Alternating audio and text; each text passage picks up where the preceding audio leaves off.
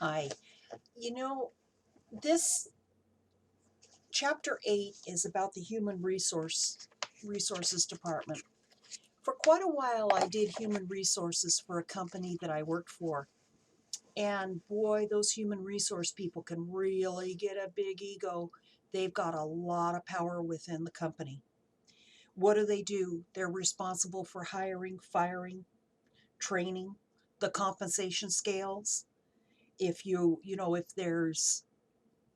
being paid correctly or if this position should be paid more.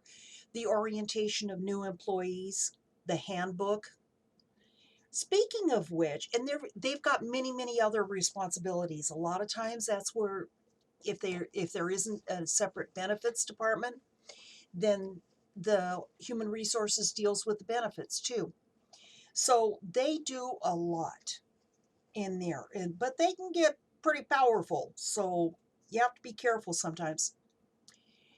When I talk about some of those things, how many of you have really received an employee handbook or gotten an orientation to the company on your first day or first week?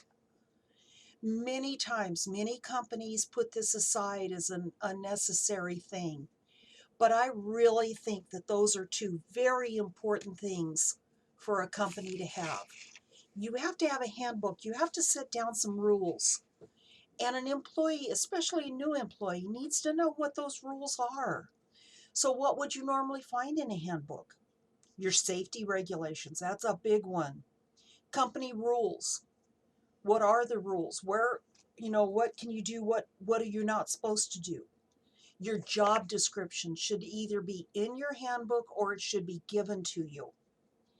Your hiring paperwork should be there. What should be done on an orientation? Due to an orientation, you should get a tour of your work area. You should get your handbook, get a tour of your work area. You should be introduced to your boss and shown where you're going to be working. There's many other things. Think about it. What would you like to know on the first day of work? Uh, Human resources, some other things having to do with human resources. Is there such a thing as a permanent employee? And everybody thinks, well, yeah, I'm there, I'm permanent. No, there is no such thing as a permanent employee. California is what you call an at-will state, and you are employed at the will of the employer. And so you could quit at any time, and they could terminate you at any time. Unless, there's always an unless in this kind of stuff, unless you have a contract for a designated period of time, then it's a little bit harder to get rid of somebody, or it's a little bit harder to quit if if you signed a contract. The book talks about open door policy, and a lot of managers have what they call an open door policy that you can come to them anytime and talk about what you need to talk about. Don't abuse their open door policy or else they may close that door. So take it seriously, but don't abuse it. One thing that is tough with me is unions. Unions have their good and bad sides. Some of the good sides is they protect all of their workers. They negotiate wages, they negotiate benefits. They do it for the benefit of the employers, but they have their cons. They have the bad sides too. Those union dues can get very expensive. I know I pay teachers union dues, and they can get very expensive. Uh, you're part of another thing is you're part of a group. If they decide to go out on strike and you don't want to go out on strike, that's going to put you in a tough position with the union. So think about some of the good things and bad things with a union. The benefits that a company offers. What are some of the benefits? The benefits, normal benefits, are things like health insurance, dental insurance, vision, workers' comp, FMLA. How many of you heard about FMLA? Family Medical Leave Act. And the rules have been changing so much about the Family Medical Leave Act. There are restrictions there to where your job is secure for you under certain circumstances if you need to take time off. And some of the uncommon benefits, FMLA is a benefit that you've got no matter what. If you meet the guidelines for FMLA, you have that. It's not an option to the employer, to most employers. Okay. Some of the uncommon ones is short-term disability, your life insurance, retirement plans, supplemental insurance to cover medical expenses. Some of those are cancer insurance, things like that. Some employers offer daycare. So that's a great benefit for if you have a family.